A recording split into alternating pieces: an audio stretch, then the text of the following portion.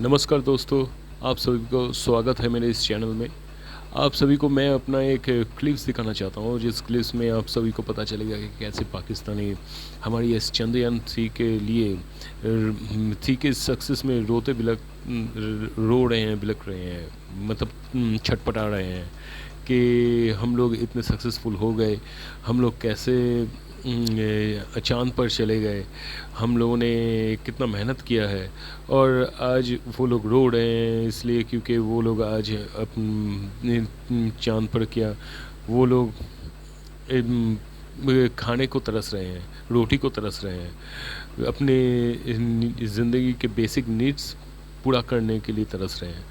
तो यही वो होता है कि आप सबको इससे एक सीख मिलेगा कि कैसे आप अगर शिक्षित होते हैं, एजुकेटेड होते हैं तो और अपने पेशेंस को रखते हैं तो आप लोग आगे बढ़ सकते हैं।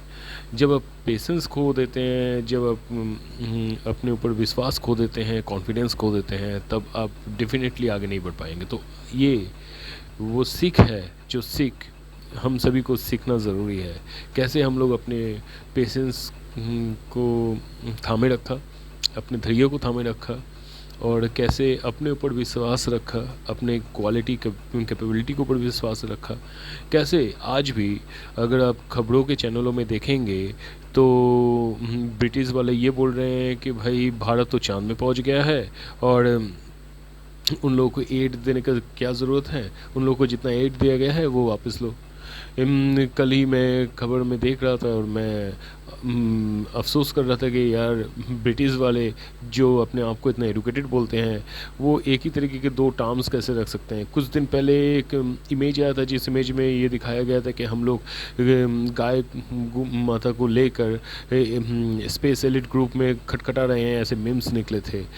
चंद्रयान-2 जब फेल हुआ था, हालांकि वो पूरा फेल नहीं हुआ था, हाफ आधा फेल हुआ था और ऑर्बिटर तब भी काम कर रहा था, लेकिन चंद्रयान-2 जो फेल हुआ था और 99% सक्सेसफुल होने के बाद अपने जर्नी कंप्लीट करने के बाद फेल हुआ था, तो उससे हम लोग सीख कर हम लोग आगे बढ़ पाए। लेकिन वहीं पर अगर वो देखेंगे आप पाकिस्तानियों का रिएक्शंस चंद्रयान-2 फेल होने के बाद किस तरीके से कैसे वो हम लोगों का मीम बनाए थे, हम लोगों के ये चंद्रयान-2 फेल होने के लिए मीम बनाए थे।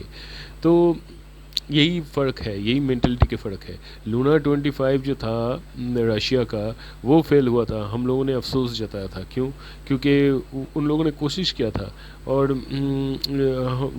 रशिया हम लोगों का दोस्त है, इसलिए नहीं अफ़सोस जताता था। हम लोग किसी के भी कभी भी कुछ भी बुरा होता है, किसी के साथ भी बुरा होता है तो हम लोग अफ़सोस जताते हैं। और ख़ासकर जब उन लोग के देश में इस तरीके की भूखमरी थी तो हमारे प्रधानमंत्री प्यारे प्रधानमंत्री प्रधानमंत्री नरेंद्र मोदी जी ने खुद कहा था कि आओ हम लोग लड़ाई छेड़े, जंग छेड़े। किसके खिलाफ? गुर्बत के खिलाफ। किसके खिलाफ? भूखमरी के खिलाफ। किसके खिलाफ? अशिक्षा के खिलाफ। तो हम लोगों ने प्रोग्रेस के लिए बात किए हैं और पाकिस्तानियों ने एटम बम बनाकर ये सोच लिया कि अगर हम लोग मार देंगे तो इंडिया के इतने लोग मारे जाएंगे, उतने लोग मारे जाएंगे, मतलब बर्बादी के लिए सोचे थे। तो यही फ़र्क है मेंटलिटी का, यही फ़र्क होता है मेंटलिटी का। सिर्फ एटम बम बना लेने से भूखमरी नहीं मिट जाती, सिर्फ एटम बम बना लेने से अशिक्षा नहीं मिट जाते, सिर्फ एटम बम बना लेने से प्रोग्रेस नहीं मिलते। वो बना लेने से आपको एक कॉन्फिडेंस मिलता है कि भाई कोई हमसे टकराएगा तो हम उनको नहीं छोड़ेंगे, लेकिन अपने खुद के प्रॉब्लम को सॉल्व करने के लिए खुद को मेहनत करना पड़ता है, खुद को आगे बढ़ना पड़ता है। जब आप अपने खुद मेहनत नहीं कीजिएगा, जब आगे बढ़ने के बारे में नहीं सोचिएगा, तो इसी तरीके के हालात होते हैं। किसी और के प्रोग्रेस से, हमारे प्यारे भारत देश के प्रोग्रेस से जलन महसूस करते हैं, रोते बिलखते हैं और ये सोचते हैं कि हम लोग कितने दूर आ पाए, कितने दूर जा पाए। तो आगे आने वाले क्लिप्स में आप देखिएगा कि कैसे पाकिस्तानी लोग अपना दर्द दिखा रहा है, कैसे वो दर्द महसूस कर रहा है, मुंह से बोल नहीं पा रहा है लेकिन अंदर ही अंदर उनका जो घुटन है वो शब्दों से बाहर आ रहे हैं। तो कैसे क्रिटिसाइज़ कर रहे हैं पाकिस्तानी सिटीजन, वही आप देखिएगा चंद्रयान-3 के सक्सेस के बाद कैसे क्रिटिसाइज़ कर रहे हैं। तो मेरे चैनल को देखते रहिए और ये मज़ेदार क्लिप्स भी आप देखिए। उनका बेसिक आईक्यू लेवल भी हमारे बराबर हो, लेकिन आज हम कहाँ हैं और वो कहाँ हैं। उनकी अचीवमेंट देख के खुशी होती है, लेकिन ये देख के अफसोस होता है कि हम कहाँ पर हैं।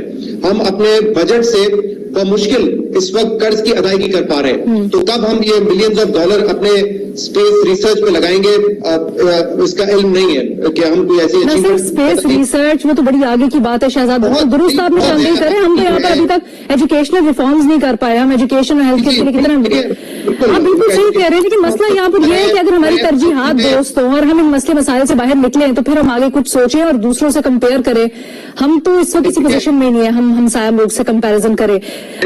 मसाइल तो इंडिया में भी बहुत है, गरीब गुर्बत वहां पे भी बहुत है, वहां पे भी बच्चे स्कूल से बाहर है। ये इश्यूज हर मुल्क में होते हैं, शायद डेवलपिंग कंट्रीज में ज्यादा होते हैं as compare to developed countries, लेकिन इसके बावजूद उन्होंने ये लैंडमार्क अचीव किया है। हम हमारे लिए सीखने के लिए बहुत। One hand has said that India must focus on the poor and the downtrodden instead of spending on a space program. Meanwhile, another British media house, CBN, also told BBC's Line, demanding India to return the £2.3 billion foreign aid given between 2016 and 2021. Listen in. So, I'm going to have to ask you, because some people will be thinking about this.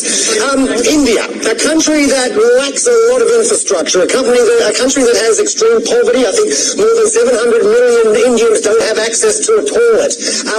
Really? Should they really be spending this sort of money on a space program? I would like to congratulate India on landing on the dark side of the moon. I would also like to now invite India to return the £2.3 billion foreign aid money that we sent them between 2016 and 2021. We're also set to give them £57 million next year. I think the British taxpayer should keep hold of that, don't you? We should not be giving money to countries with a space programme.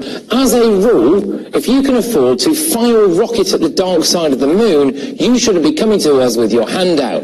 India reportedly has 229 million people living in poverty. According to the UN, it's the highest number anywhere in the world. It's also the fifth largest economy in the world, with an annual GDP of around $3.75 trillion. Why are we paying to help poverty-stricken Indians when their own government won't bother? Let's go across to my colleague Pradeep Datta on the broadcast with us. Pradeep, celebrations across the world, but it clearly looks like the success of India is very hard to digest for some. What is it that has so many people rattled with India's success, managing to make a feat that nobody else, no other country would ever do until now? You're absolutely right, because the success story of India is not palatable to few people, especially those Indophobes with that colonial mindset in BBC and other media organizations. They are the one who had always been peddling lies against the country. The reason is obvious, because the people who had ruled over India for about 250 years, and today India has surpassed them. If we look at the Indian economy, it is the fifth largest. Whom they surpassed? It was United Kingdom. And the second, if we talk about the defense force also, recently one of the American generals had told the defense secretary of United Kingdom that you no more are a fighting force. You don't have ammunition to even sustain for about few days. So that was the state. दोस्तों, अभी आपने देख लिए हैं कि कैसे ये पाकिस्तानी जो अपने आप को बहुत ही बुद्धिमान मानते हैं, बहुत ही ताकतवर मानते हैं, जो हम लोगों को 100 बार हरा चुके हैं, न जाने क्या क्या उल झुलुल बातें करते हुए। खैर कुछ भी हो जाए, ये पाकिस्तानी कभी सुधरने नहीं वाले हैं। ये अपना हार का और अपने हार का ढिंढोरा खुद पीटेंगे, अपने हार का जश्न खुद मनाएंगे और लोगों के सामने जलील होने का जश्न खुद मनाएंगे, खुद अपने ही गिरबान में नहीं झाँकेंगे और दूसरों को नसीहत देते फिरेंगे। खैर मुझे लगता है कि आप सबको मेरा ये वीडियो पसंद आया होगा। अगर पसंद आया तो वीडियो को लाइक कीजिए, सब्सक्राइब कीजिए, चैनल को सब्सक्राइब कीजिए और वीडियो को ज़्यादा से ज़्यादा शेयर कीजिए ताकि आपको ये वीडियो पसंद आए और मैं भी इसी तरीके के मज़ेदार कंटेंट आपके लिए बना सकूं। धन्यवाद।